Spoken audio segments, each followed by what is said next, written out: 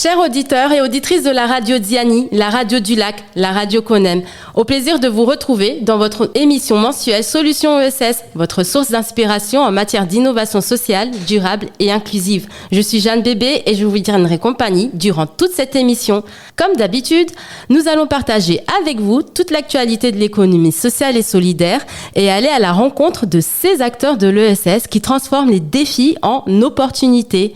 Et pour cette 6e émission, nous accueillerons des invités passionnés et innovants qui partageront avec nous leurs projets ESS et aussi qui nous feront un tour d'actualité sur l'économie sociale et solidaire du mois d'août, notamment avec mon collègue Bunyamin Zakwana. Puis nous accueillerons les invités du jour pour nos 2 portraits du jour. Pour notre premier portrait, d'ailleurs, nous accueillerons le directeur de l'association Émanciper Mayotte, Monsieur Gaba Abdou, qui viendra tout particulièrement nous parler du Forum de la mobilité qui a eu lieu du 5 juillet au 2 août 2024. Pour notre second portrait, nous accueillerons Monsieur Monsef Moudouar en ligne, le directeur de Nari Kemsada. Et avec lui, nous allons parler de prévention, sensibilisation sur les IST, VIH et hépatite, mais aussi du 3e colloque Mayotte en santé qui se déroulera du 9 au 12 septembre 2024, organisé par cette association. Voilà pour le programme de ce jour. Je vous propose une pause musicale et on se retrouve juste après pour les actualités ESS du mois présentées par mon collègue Bunyamin Zakwana. À tout de suite.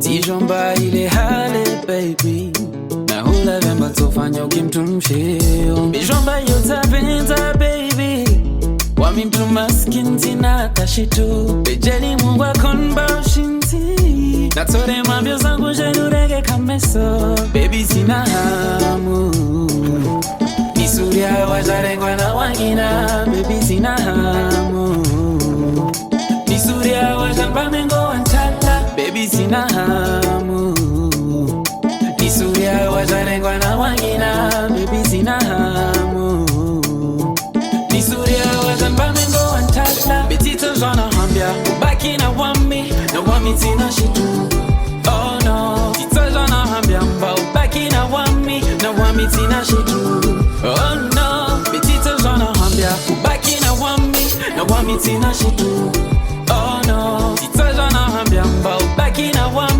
wami tina shitu Oh no Lishe wele zaure lo mafaka na wasi baby nekutokiri Boro iho zao zungwa pia kalteza ufanya baby na usifikiri Wawelero yangu neti hibu Ni uturuku ni pale uone bora Wawelero yangu neti hibu Ni uturuku ni pale uone bora Baby sina hamu Nisuria wajarengwa na wangina Baby sina hamu Nisuria wajamba mengo antala Baby sina hamu Nisuria wajarengwa na wangina Baby sina hamu Nisuria wajamba mengo antala Betito jana hambia Ubaki na wami tina shitu Oh no Tito jana hambia mba Ubaki na wami tina shitu Oh no Betito jana hambia Ubaki na wami tina shitu Oh no Tito jana hambia mba Ubaki na wami tina shitu Oh no Betito jana hambia Ubaki na wami tina shitu Oh no Tito jana hambia mba Ubaki na wami tina shitu Oh no Betito jana hambia Ubaki na wami tina shitu Oh no Tito jana hambia mba Ubaki na wami tina shitu Oh no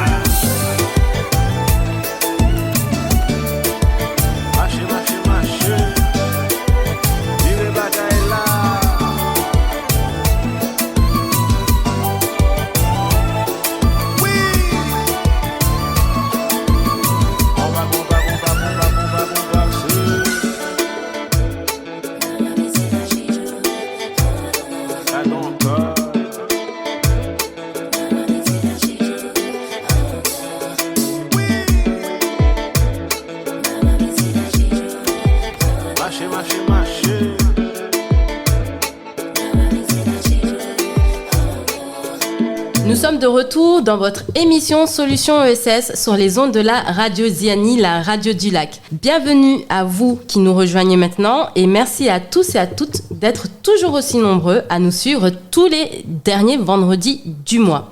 Nous allons donc commencer notre programme avec un petit tour sur les actualités ESS présentées par Bunyamin, ici présent. Bunyamin, bonjour, merci d'être là avec nous. Alors, qu'est-ce qui s'est passé ces derniers jours et quelles sont les actualités ESS du mois? Dis-nous tout. Bonjour Jeanne, bonjour à toutes et à tous. Alors, on commence cette page d'actualité par la pose de la première pierre du projet Garage Solidaire qui a eu lieu mardi 20 août à Koungou en présence notamment de Madame Echati Issa, élue en charge de l'ESS, et de M. Kamaldine Atoumani, président de la CRES de Mayotte. Ce garage solidaire est une innovation qui permettra des parcours d'insertion pour les personnes les plus éloignées de l'emploi et faire réparer des véhicules à moindre frais pour les personnes à faible revenu. Toujours au niveau des actualités, nous avons également l'association Narikem Sada qui organise la 3e édition du colloque Mayotte en santé, prévu du 9 au 12 septembre prochain au pôle d'excellence rurale à Coconi. Cette année, la thématique sera sur la réduction des risques, parcours de vie et de santé. Ces 4 journées de rencontres et d'échanges réuniront notamment dans une approche multidisciplinaire des acteurs associatifs, des cliniciens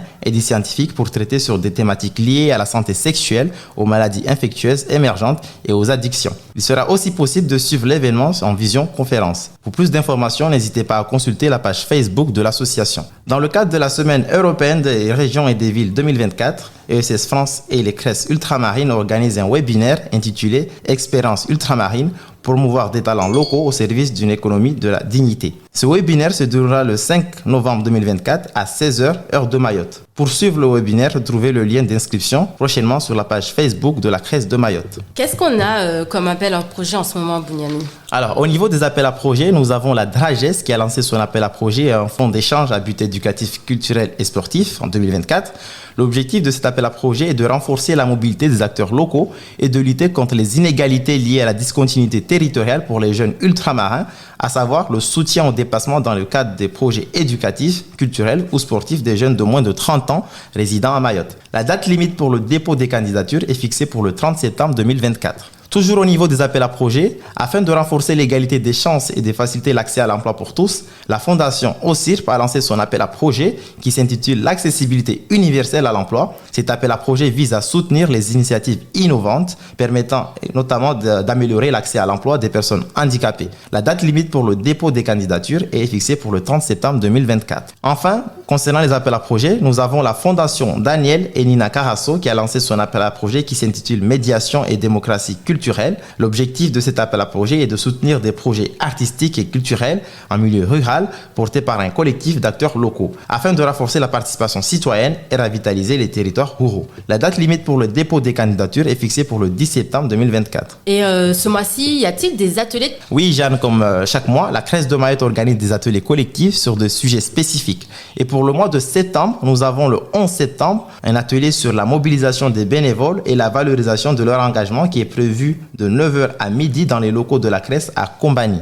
Ensuite, le 18 septembre, nous avons également un atelier sur l'engagement et le service civique co-animé par la CRES de Mayotte en partenariat avec Fuselips, le club de basket, de 9h à midi dans les locaux de la CRES à Cavani. Et enfin, le 25 septembre, nous avons un atelier sur anticiper les bilans et assumer une mesure d'impact des actions de 9h à midi à la médiathèque de Bandrélé au 6 rue du Collège. Est-ce que c'est tout pour les actualités ESS du mois? Y a-t-il autre chose que nous devrions savoir? Alors, pour finir cette page d'actualité, nous avons dans le cadre de l'appel à projet Fonds ESS prévu pour le mois de septembre prochain, la CRES de Mayotte organise un webinaire pour une présentation de cet appel à projet et de ses modalités. Pour participer au webinaire, retrouvez le lien d'inscription prochainement sur la page Facebook de la CRES, notamment pour participer à ce webinaire. Super, merci Bunyamin pour ces actualités toujours aussi riches et toujours aussi variées qui démontrent encore une fois le tout dynamisme de l'économie sociale et solidaire à Mayotte. Et pour vous, chers auditeurs et auditrices, je vous propose qu'on se retrouve juste après cette pause musicale.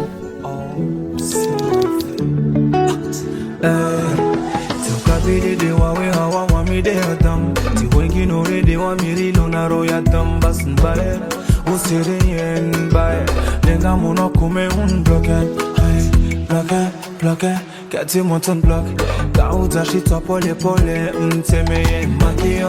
Sabo sin feta makeo Rejo na wambio Hey, ashi ameti bingiro plan Rejo ruka nisike mabegan Ashi ararenge hawa Orende tatu maiva Orenge gizi Kuloniru ya kweli Nisi ulada kutojuta Kura hata mimbizi Nifanye kidi Hata mtamboro ntovinga Kurinde tatu Nisi ulada kutojuta Kurinde tatu Hata mtamboro ntovinga Ngali yoron Snaham Eba utobaki ya utarinde dagon Tifum toma pamde fandam Hota dalo maeba Simami hadi sebe matara mtana Safati muhono nisa kukisa watala Dalo, hota dalo lao dalo Kavu watuvani hota dalo Hey, bashi ameti bingiro plan Ijoro karuka nisike mabegano Bashi ararenge hawa Orende tatu maiva Orenge gizi Uloniru ya kweli Nisi ulada kutojuta Kuna hata mimbizi Nifanye kidi Hata mtamboro ntovinga Kurinde tatu Nisi ulada kutojuta Kurinde tatu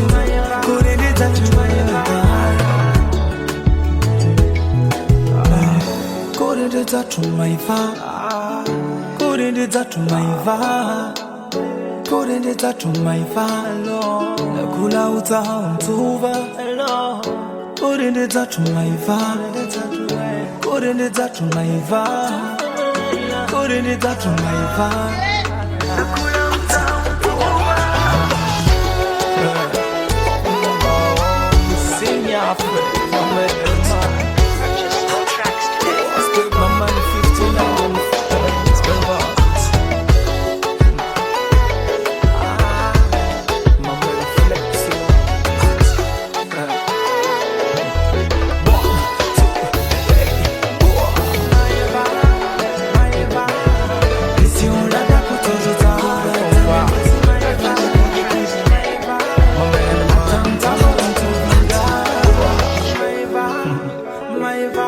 Maman 50, you know, on signaf.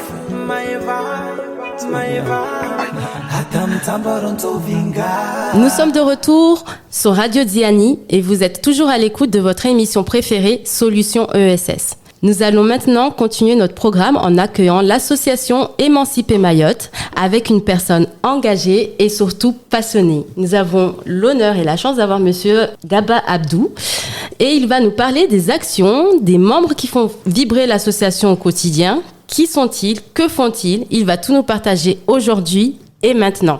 Monsieur Gaba Abdou, merci d'avoir accepté notre invitation. Bonjour. Bonjour Jeanne, bonjour à tous les auditeurs qui nous écoutent aujourd'hui. Donc Saïd Gaba, comme vous l'avez dit, directeur d'Émanciper Mayotte. Alors Émanciper Mayotte, pour ceux qui ne le connaissent pas, est une association d'éducation populaire créée il y a plus de 5 ans maintenant, en 2017 plus précisément, dont la mission principale c'est vraiment d'accompagner à la réussite éducative de la jeunesse mahoraise par le biais de la mobilité, mais également accompagner la jeunesse dans leur choix d'orientation professionnelle.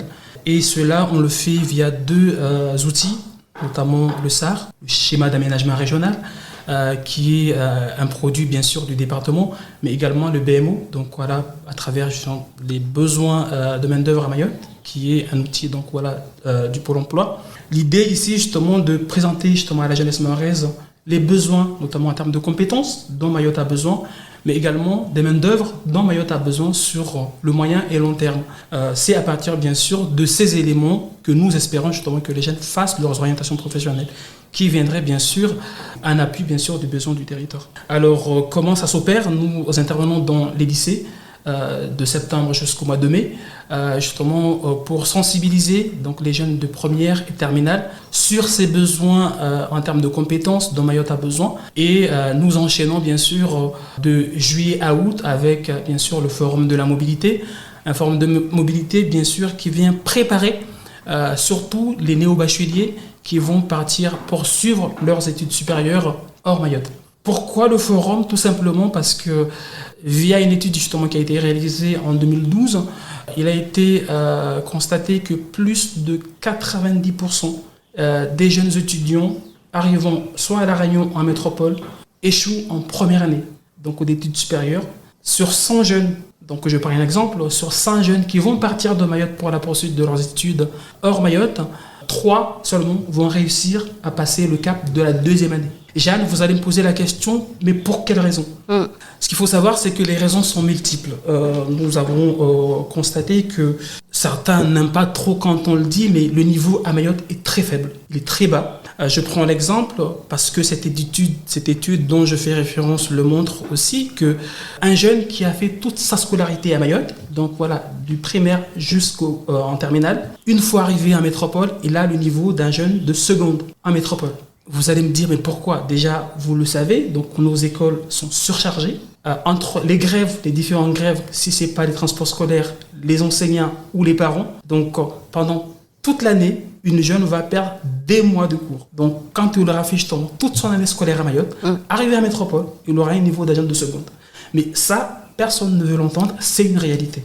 Également, on a des jeunes qui vont partir de Mayotte avec des choix qui sont plutôt imposés, où ils vont faire des choix par défaut. Mon copain se trouve à Lyon, mon orientation, je vais faire en sorte à ce que je puisse atterrir sur Lyon pour trouver mon copain. Ou également, des mobilités mal préparées. On a tous les ans des jeunes qui vont venir vers nous pendant les forums, qui n'ont pas de logement, qui n'ont pas de bourse, mais qui vont partir tout de même poursuivre leurs études en métropole. Donc, tous ces éléments réunis font que un jeune, il va arriver justement en métropole, pas du tout préparé. Forcément, le temps qu'ils comprennent comment ça marche, parce qu'il y a la question de la culture aussi, qui est différente des nôtres, donc voilà, mais le temps qu'il arrive, le temps qu'ils comprennent comment ça se passe, les autres ont déjà bien avancé, un semestre est passé, le temps qu'ils rattrapent justement, une année est passée, donc forcément, le semestre justement qu'il aura permis justement de travailler ne va pas forcément être suffisant pour qu'il puisse passer en deuxième année. Donc ce sont ces quelques raisons qui font que un jeune, une fois arrivé à métropole, c'est très difficile pour lui justement de passer en deuxième année. Donc bien sûr, le Forum de la mobilité, la 8e édition cette année, donc voilà, du 5 juillet au 2 août, une réussite bien sûr, parce que nous avons pu mobiliser plus de 700 jeunes. Donc en général, c'est les chiffres justement que nous comptabilisons chaque année. On avoisine cette année plus de 700, avec bien sûr plus d'une douzaine de partenaires mobilisés, donc que ce soit des institutionnels ou encore des associations ou aussi des organismes de formation qui étaient également présents lors de ce forum. Et ce qui est intéressant aussi, c'est que de plus en plus, on a des parents qui accompagnent bien sûr leurs enfants lors des forums. Alors pourquoi le forum de la mobilité ? On avait parlé justement des raisons des échecs tout à l'heure.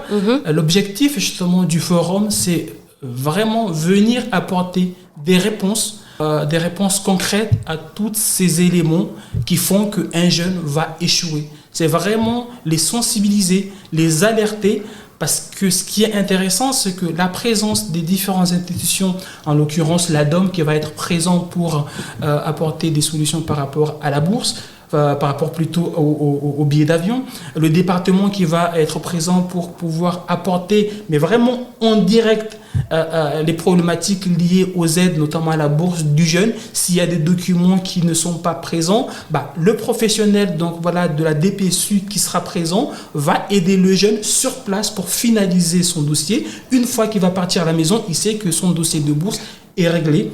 Pareil, donc on sait que la vie sur place en métropole ou à La Réunion est compliquée. La chance que nous avons, c'est qu'on a également des étudiants qui sont dans des associations des étudiants qui sont en métropole ou à La Réunion, qui sont également présents lors des forums de la mobilité pour prodiguer justement les bons conseils, mais également des choses à éviter pour qu'un jeune puisse mieux s'installer et mieux réussir justement sa mobilité à La Réunion ou également en métropole.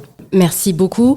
C'est très intéressant ce que vous dites. Par ailleurs, cette année, vous avez été nommé pour le trophée du tourisme à Mayotte dans la catégorie attractivité. Félicitations.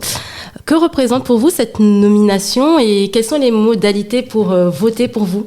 Alors, déjà, ça a été une surprise pour nous. Mais aussi, ça vient aussi récompenser peut-être le travail que nous menons au quotidien. notamment via nos projets de mobilité européens, parce que Émanciper Mayotte œuvre beaucoup, comme je l'avais souligné justement en introduction, sur l'insertion par la mobilité, et nous on émarge beaucoup sur la mobilité via le programme Erasmus+. On fait beaucoup d'accompagnement des jeunes dans les pays européens sur des projets d'échange de jeunesse, parce qu'il faut savoir que Mayotte étant un territoire européen, un RUP, notre objectif justement c'est de donner la possibilité à la jeunesse mahoraise de vivre pleinement leur citoyenneté européenne, donc à travers bien sûr des projets d'échange de jeunesse. On s'est dit c'est peut-être justement via ce travail que nous menons justement au quotidien que bien sûr les initiateurs de ce projet donc nous ont nominés comme étant bien sûr un des acteurs donc voilà qui favorise l'attractivité justement du territoire. Donc on espère en tout cas le fait d'être nominé, de pouvoir être également lauréat. Donc on invite bien sûr les Mahorais à bien sûr voter, et c'est tout simple, il faut juste aller sur le site en question d'Émanciper Mayotte. Il y a le lien, ils cliquent là-dessus et bien sûr ils peuvent voter. Donc voilà, et on espère que, comme je l'ai dit, on sera également lauréat de cette catégorie. Et on a jusqu'à quand du coup pour pouvoir voter pour vous? On a jusqu'au 7 septembre. Donc chers auditeurs, voilà, auditrices. Encore quelques jours, donc voilà, pour pouvoir en tout cas voter pour Émanciper Mayotte. Oui, c'est dans quelques jours. Donc, chers auditeurs et auditrices, écoutez l'appel à voter, à participer de l'Émanciper Mayotte qui fait de très belles actions sur le territoire. Pour conclure ce temps d'échange, Monsieur Gaba, quelles sont donc les perspectives pour l'association Émanciper Mayotte pour ce début de rentrée 2024 et pour 2025? Alors les perspectives, donc les projets sont nombreuses, mais je pense que une des perspectives, c'est vraiment de conforter ce que nous avons déjà amorcé jusqu'à aujourd'hui, c'est-à-dire développer les offres de mobilité aux jeunes. Nous avons jusqu'alors émargé donc voilà sur des pays européens, donc des pays plutôt en Europe. Depuis un an maintenant, on s'est dit pourquoi ne pas aussi orienter nos mobilités Erasmus+ vers les pays de la région. Donc nous osons espérer que dès 2025, nous puissions avoir des jeunes qui puissent effectuer leur mobilité, notamment mobilité stage, en Europe de l'Est, dans le cadre bien sûr du programme Erasmus+.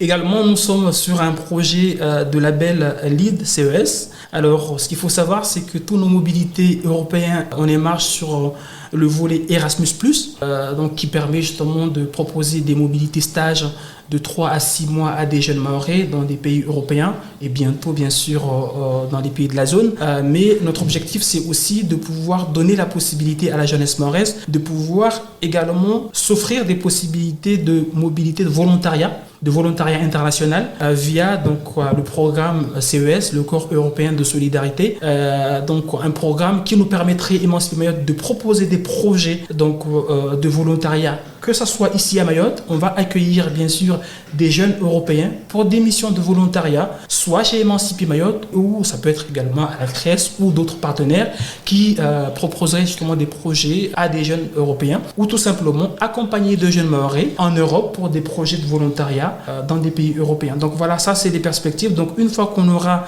ce label, nous pourrons justement emboîter le pas. Et puis pour finir, on est coordinateur d'un programme EXI, donc éducation à la citoyenneté et solidarité internationale, donc un programme du ministère des Affaires étrangères et de l'Europe qui est piloté par le FONGEP. On est coordinateur régional plutôt sur Mayotte. Donc notre objectif c'est d'accompagner tous les acteurs et en particulier des groupes de jeunes à émarger ou à proposer des projets d'éducation à la citoyenneté, que ce soit dans leur quartier, dans leurs écoles, mais également des projets qui peuvent être mis en place avec des partenaires, que ce soit en Afrique, à Madagascar ou ailleurs.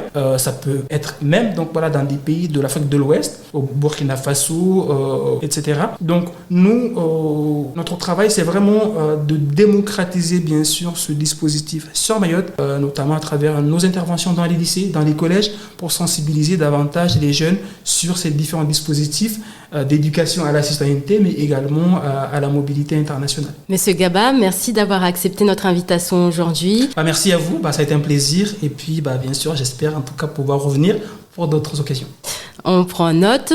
Merci de nous avoir présenté cette association, les actions. Pour rappel, donc le 7 septembre, ce sera la clôture pour voter pour vous sur la nomination au trophée du tourisme de Mayotte sur la catégorie attractivité. On compte sur vous, les chers auditeurs et auditrices qui nous écoutez aujourd'hui. On se retrouve juste après cette pause musicale.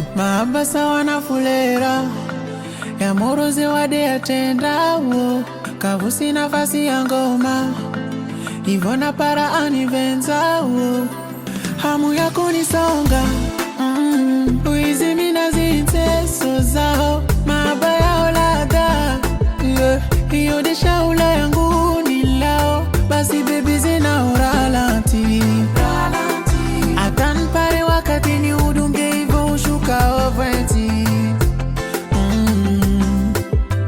usishapezi na ralanti atan pare wakati ni udunge hivyo ushuka oventi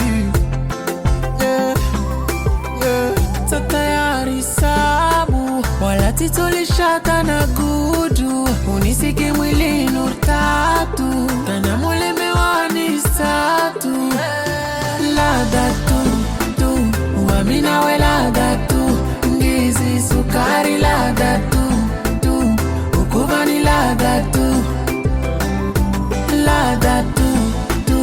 wamina we lada tu ndizi sukari lada tu ukuvani lada tu bebe ilera ipara nano sikwana sankara tipata moro na rozilia alotikalera patunga bagati baibi hairo gali ya model wastawi iniroho neisubiri kiasi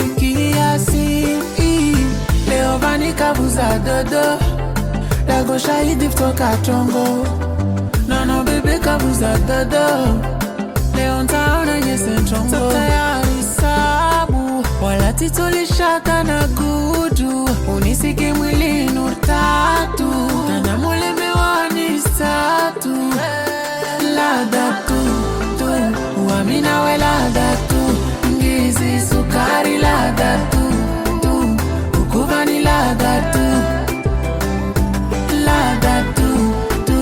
uamina we lada tu ndizi sukari lada tu ukuvani lada tu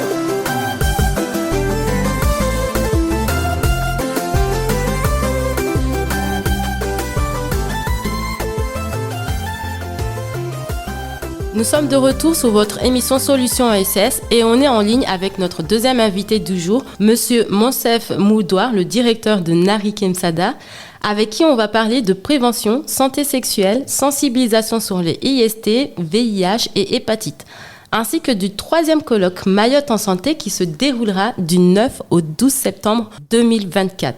Bonjour Monsef Moudouar, directeur de Nari Kemsada. Tout d'abord, merci d'avoir accepté notre invitation aujourd'hui. Est-ce que tu peux nous décrire ta structure, ses missions et les actions phares sur le territoire? Quels sont vos publics et vos expertises? Bonjour Jeanne, bonjour celles et ceux qui nous écoutent. Et merci pour cette invitation. Alors, Nari Kemsada est une association, la 1901, qui est créée en 2003 et qui fait la promotion d'une meilleure santé sexuelle de la population. Nous sommes portés par la détermination de promouvoir une meilleure santé sexuelle et reproductive en se basant sur une approche globale de la santé. Nous intervenons auprès de différents publics, les jeunes en milieu scolaire, ceux aussi qui sont hors milieu scolaire, les jeunes en sous-main de justice, le public en milieu festif, les travailleurs du sexe ou personnes en situation de prostitution et bien sûr les personnes vivant avec le VIH sur le territoire. Notre projet associatif a pour ambition d'agir sur l'ensemble des facteurs qui entravent l'accès aux soins et à la prévention tels que les discriminations, la précarité sociale, financière et affective, les inégalités de santé et d'accès aux droits, les stigmatisations, etc.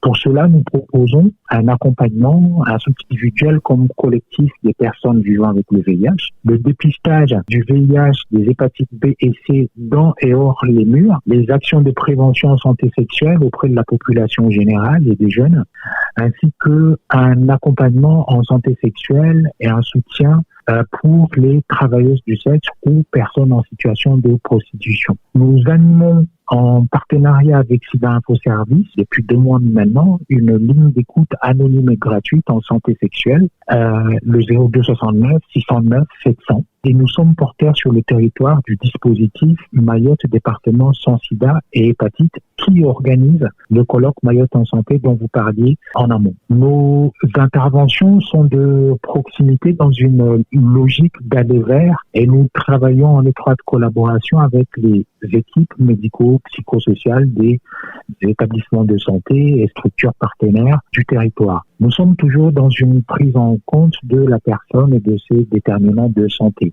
Et nous estimons que cette posture-là est très importante par rapport au contexte qui est le nôtre à Mayotte. Cette année, vous organisez le 3e colloque Mayotte en santé. Ça se déroule du 9 au 12 septembre. Quels sont les objectifs de ce colloque? Pourquoi il a été mis en place? Est-ce que tu peux nous donner un peu plus de détails sur la manière dont ça va se dérouler? Comment le programme, s'il te plaît? Le colloque Mayotte en santé, qui en est à sa 3e édition, est né d'un constat.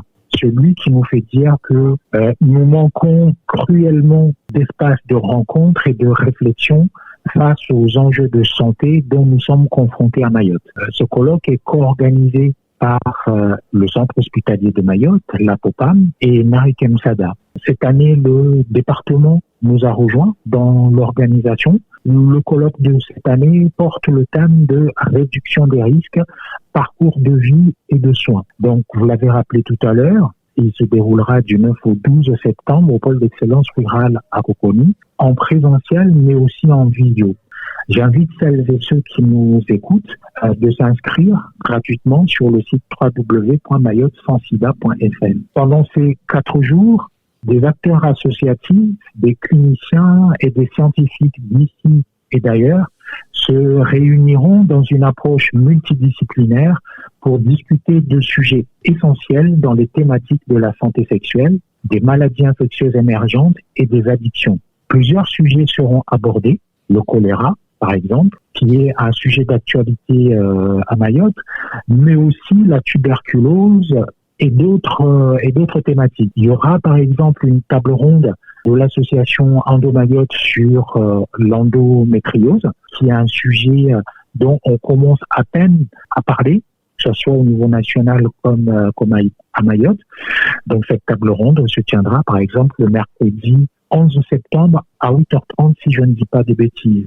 Il y a aussi une autre table ronde qui nous tient à cœur. Celle-là est portée par l'association Sumutu Ureze-Jilaro sur les violences intrafamiliales. Vous savez, la famille qui peut des fois être un lieu d'expression du terrorisme intime dans une culture du silence.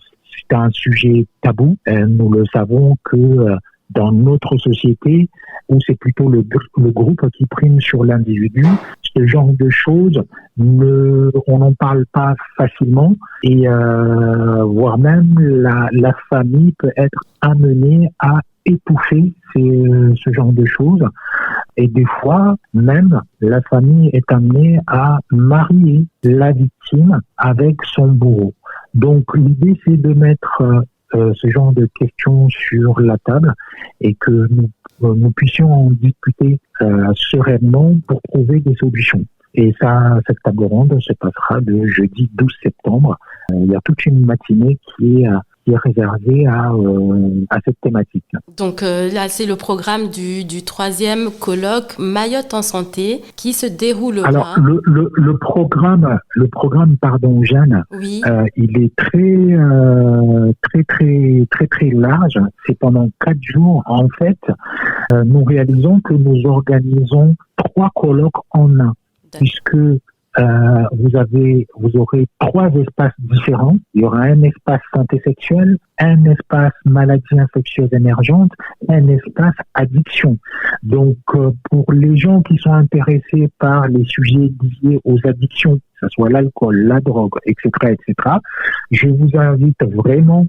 Il y a des spécialistes qui viennent de l'extérieur. Il y a aussi des spécialistes locaux. Il faut venir là pour comprendre, pour pouvoir poser toutes les questions qu'on a envie à des spécialistes qui seront en mesure d'y répondre. Il y a aussi tout un programme sur les maladies infectieuses émergentes. Donc j'ai évoqué tout à l'heure le choléra, j'ai évoqué la tuberculose. Il y a 2 ans de ça, nous étions confrontés à une maladie infectieuse émergente que tout le monde se rappelle, le Covid. En ce moment, pour ceux qui suivent les infos, il y a une épidémie de ce qu'on appelle le Mpox, une nouvelle souche de la variole du singe, qui est déclarée là comme urgence mondiale. Et les autorités sanitaires locales à Mayotte sont en train de réfléchir sur comment faire de la prévention autour de ça. C'est aussi une maladie infectieuse émergente, mais il sera aussi question de la lèpre, etc. Donc nous remarquons que ces dernières années dans le monde, il y a l'émergence de maladies comme ça qu'on croyait dépassées, et en fait ils reviennent au devant de la scène, et il convient à Mayotte, en tout cas, nous ne pouvons pas nous permettre le luxe de ne pas réfléchir sur ce genre de choses pour savoir comment s'organiser au cas où nous devrions être confrontés. Voilà. Donc le programme, sincèrement, il est très dense. J'invite sincèrement celles et ceux qui seraient intéressés à se rendre sur le site www.mayottessansida.fr. Ils pourront télécharger le programme et par la même occasion s'inscrire gratuitement s'ils le souhaitent et venir suivre ce colloque, que ce soit en présentiel ou en visio. Les gens peuvent aussi être chez eux s'ils le souhaitent et suivre le colloque en visio, mais c'est vrai qu'en visio, ce n'est pas la même chose que d'interagir avec des gens en présentiel, d'aller rencontrer des personnes, de discuter avec eux, demander plus de détails, par exemple, ce genre de choses. Merci pour ces éléments de détail concernant le 3e colloque Mayotte en santé. Il nous reste quelques minutes encore pour terminer donc ce temps d'échange. Toi, Monsef, en tant que directeur et acteur phare sur le territoire, justement, quel état de lieu tu fais de la politique en matière de santé sexuelle? Si tu avais un message aujourd'hui à passer aux auditeurs et auditrices qui nous écoutent aujourd'hui, quel serait-il? Alors, je dirais que d'une manière générale, les choses bougent dans le bon sens. Mais même si cela reste insuffisant, encore une fois, au vu du contexte qui est le nôtre. Le contexte, c'est lequel? Nous sommes dans un territoire où il y a quand même la misère, hein. Ça fait des années que l'INSEE nous dit que 77% de la population vivrait sous le seuil de la pauvreté. Mais jamais personne ne se pose la question à savoir comment font ces 77% de la population pour vivre. Quand on connaît la cherté de la vie à Mayotte, quand on connaît le taux de chômage qu'il y a à Mayotte, je crois que c'est le taux de chômage le plus élevé de France. Donc, comment est-ce que ces 77% de la population font pour vivre? Il y a beaucoup de prostitution à Mayotte. Il faut se dire les choses. Et quand je dis ça, il faut arrêter de penser que la prostitution à Mayotte ne concerne que des jeunes femmes malgaches que tout le monde stigmatise sur le front de mer. Moi, je dis que cela, c'est l'arbre qui cache la forêt. La prostitution à Mayotte, c'est celle qui est domestique, celle qui se passe dans tous les villages de Mayotte, parce que le matin, quand les gamins vont à l'école, il faut que lorsqu'ils rentrent à la maison à midi, ils aient quelque chose à manger. Et pour cela, il y a des mamans qui sont prêts à tout faire pour trouver de quoi donner à manger à leurs gamins. Donc les passes dans les villages se négocient à partir de 2 euros. Parce que quelqu'un qui est au village à 9h, 10h du matin, c'est un chômeur. Donc celui-là, il ne peut pas payer une passe à 20 euros, etc., etc. Donc, concernant le VIH-Sida, le VIH-Sida fait son lit sur la misère. Là où il y a la misère, il y a le sida. Vous regarderez partout dans le monde où les pays sont confrontés au VIH-Sida, ce sont des pays où il y a la misère. Et à Mayotte, nous avons beau être français, européens, nous avons la misère à Mayotte. Pourquoi je dis la misère? Parce qu'à partir du moment où il y a des gens qui dorment la nuit sans avoir mangé, qui peuvent passer 2-3 jours sans manger, ça pour moi c'est de la misère. Et ceux-là, ils feront tout ce qu'il faut pour se nourrir. Et quand je dis ça, je ne parle pas des personnes étrangères en situation irrégulière. Je parle bien de Français, de citoyens européens. Il y a la misère à Mayotte, il faut se le dire, il faut l'accepter et voir comment est-ce qu'on peut diminuer cette misère-là. Moi, je pense que les autorités font beaucoup de choses, mais nous pouvons et devons faire plus. Je pense que tout le monde doit être responsable et acteur de sa santé, de notre santé. Notre santé, c'est un bien commun. Nous devons agir de manière collective et individuelle car personne ne le fera à notre place. Il ne faut pas attendre que ça soit quelqu'un qui sort de je ne sais où, qui vienne dans nos maisons pour nous sensibiliser ou sensibiliser nos enfants sur la santé sexuelle et reproductive, sur le choléra ou que sais-je. Nous sommes tous des adultes, nous avons accès à l'information aujourd'hui. Nous sommes en 2024. Autant de nos parents, nos grands-parents, ils n'avaient pas accès à l'information.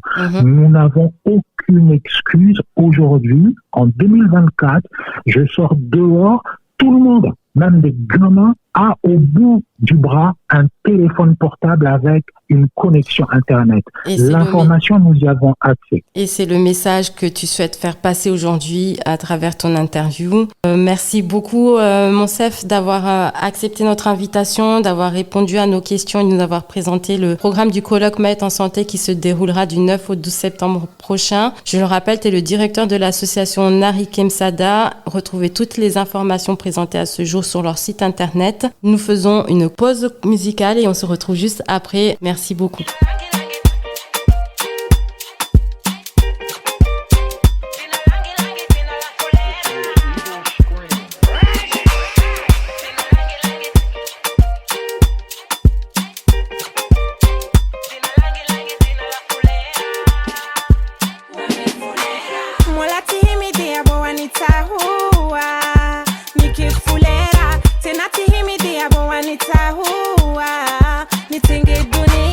Mola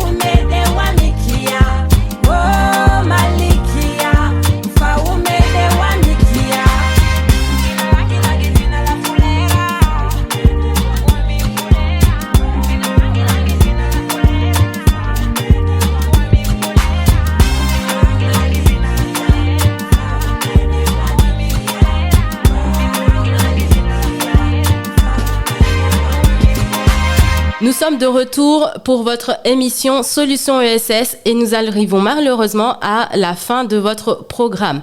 Nous faisons un petit rappel des principales informations. Dans le cadre de ces missions d'appui à la formation des dirigeants et des salariés des entreprises, la CRES de Mayotte organise des sessions collectives ouvertes à tous et à toutes.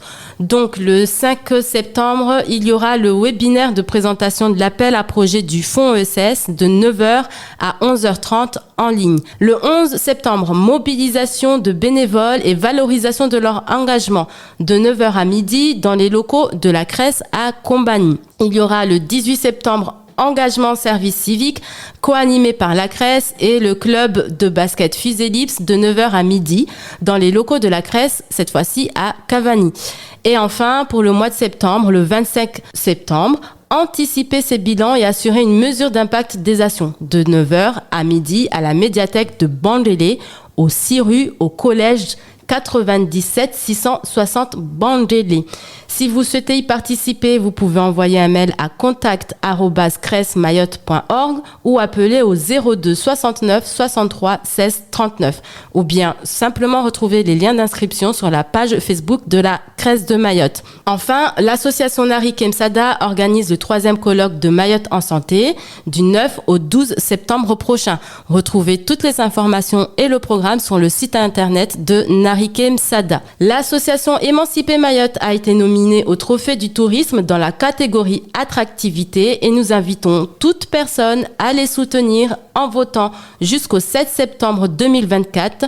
Les liens et les informations pour voter sont également retrouvés sur leur site internet Émanciper Mayotte. Et pour nous, c'est tout pour cette édition de Solutions ESS, mais l'innovation, elle, ne s'arrête jamais.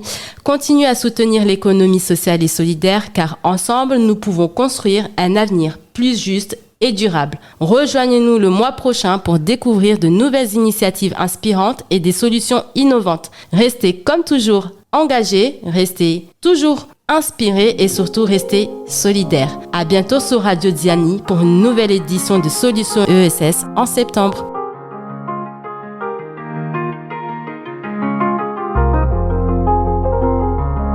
Seed Boy, Manza Kamalion, King Esther, Yavsana, The Boss Lady.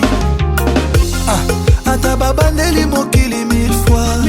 Je te choisirai toujours à chaque fois. Nayebaki yo kozala mama ya bana. Motema nange betaki quand je t'ai vu. Afsana Boss Lady of Minama World. Seed Boy, tu connais ma faiblesse. Afsana, oyebi que nalela yo. Na King Eska Seed Boy. Je me battrai toujours pour toi. Malgré Manza Kamaliona. Motema nanga ne anyo. Binisanga gauche à droite. Afsana. Wamba. Afsana. To the left, to the right. Afsana. Tushuke tupande. I love you. Afsana. I need you. Afsana. I love you. Seed Boy. I need you. Seed Boy. I love you. Afsana mama banananga. Afsana bolingo nanga. Chikana memelo breakfast na mbeto. Afsana wewe ni malaika. Bébé t'es la meilleure maman. Mina kupenda sana Afsana. Je remercie le ciel. Merci Nzambe. Afsana oza bénédiction. Ponanga King Eska Seed Boy. Je me battrai toujours pour toi. Malgré Manza Kamaliona. Motema nanga ne anyo. Binisanga gauche à droite. Afsana. Wamba. Afsana. To the left, to the right. Afsana. Tushuke tupande. I love you. Afsana. I need you. Afsana. I love you. Seed Boy. I need you. Seed Boy. Où que j'aille, Afsana. Où que je sois, Afsana. Elle me fait vibrer, Afsana. Mama na banananga.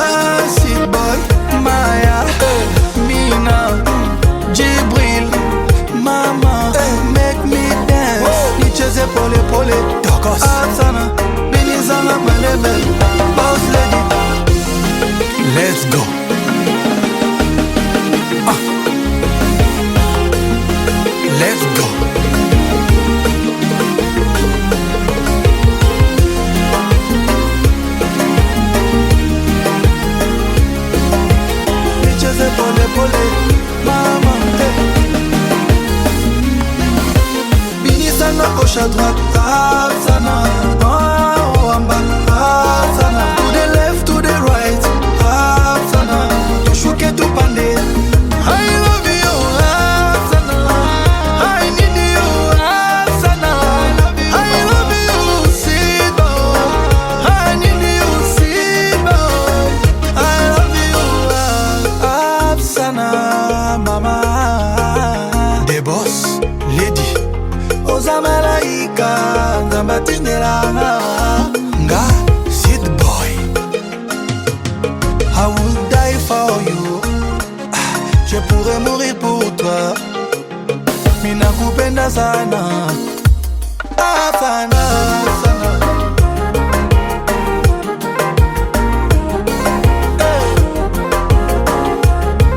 Let's go.